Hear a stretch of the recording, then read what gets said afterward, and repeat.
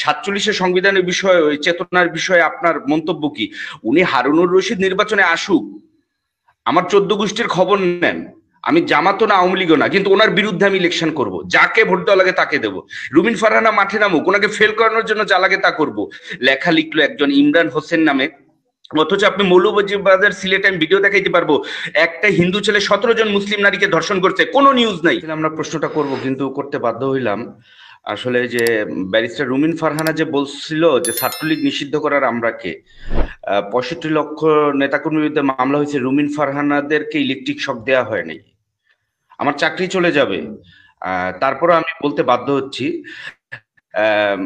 সালাউদ্দিন আহমেদকে ভারতে ধরে নিয়ে গেছে, কিন্তু তাকে কি গুম করছে? কিন্তু ইলিয়াস আলীকে তো ধরার সাথে সাথে গুলি করে মেরে ফেলছে, যমুনায় ভাসায় দিছে।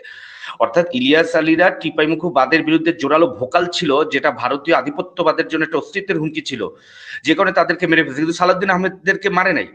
আপনি যদি বলেন যে ম্যাডাম খালেদা জিয়াকে ঘর থেকে বের হইতে দেয় নাই, কিন্তু বিএনপির অনেক নেতাকে বিদেশে নিয়মিত যাওয়া আসা খরচের টাকাও নাকি দিছে শোনা যায়।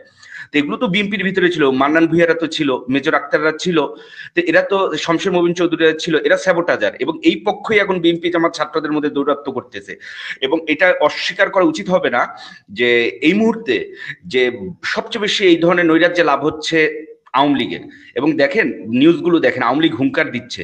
আপনি দেখেন 600+ ভারতীয় দোসরকে ছাইড়া দেওয়া হয়েছে, বিনা ভোটের অবৈধ এমপিকে ছাইড়া দেওয়া হয়েছে, ডিজিএফআই এনএসএর সাবেক ক্রিমিনালদের এখনো মানে অ্যারেস্টেড করা হয়নি, এবং ডিজিএফআই এনএসআই কে এখনো ডিসব্যান্ড করে, র্যাবকে এখনো ব্যান করা হয়নি, ইন্ডিয়ার একটা টেলিভিশন পর্যন্ত ব্যান করা হয়নি। আপনি কি বলবেন?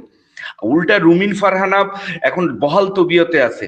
আপনি দেখেন এই যে হারুনুর রশিদ বলে 72-এর সংবিধান, ওনাকে আমি জিজ্ঞেস করতে চাই যে 47-এর সংবিধানের বিষয়ে, ওই চেতনার বিষয়ে আপনার মন্তব্য কি? উনি হারুনুর রশিদ নির্বাচনে আসুক, আমার 14 গোষ্ঠীর খবর নেন, আমি জামাতও না আওয়ামী লীগও না, কিন্তু ওনার বিরুদ্ধে আমি ইলেকশন করব, যাকে ভোট দেওয়া লাগে তাকে দেবো। রুমিন ফারহানা মাঠে নামুক, ওনাকে ফেল করানোর জন্য যা লাগে তা করব। আমার প্রশ্ন হচ্ছে, ইলিয়াস আলীকে গুম করা হয়, বিএনপির লক্ষ লক্ষ নেতাকর্মীকে গুম খুন ক্রসফায়ার মামলা দিয়ে হ্যারাস করা হয়, প্রাইভেট পার্টি ইলেকট্রিক শক দেওয়া হয়, কিন্তু রুমিন ফারহানাদেরকে রিমান্ডে নেওয়া হয় না কেন? এটা আমার প্রশ্ন। সালাউদ্দিন আহমেদদের কেন চোখ নখ তুলে ফেলা হয় না? সুখরঞ্জন বালিদেরকে কেন নির্যাতন করা হয়? রহস্যগুলো কি? রহস্যগুলো আমরা এখন বুঝতে পারতেছি। এই জন্যই ম্যাডাম খালেদা জিয়া প্রেস সচিব বলেছিলেন যে এখন বুঝতে পারতেছি 16 বছর কেন আন্দোলন চূড়ান্ত মুহূর্তে এসে ব্যর্থ হতো।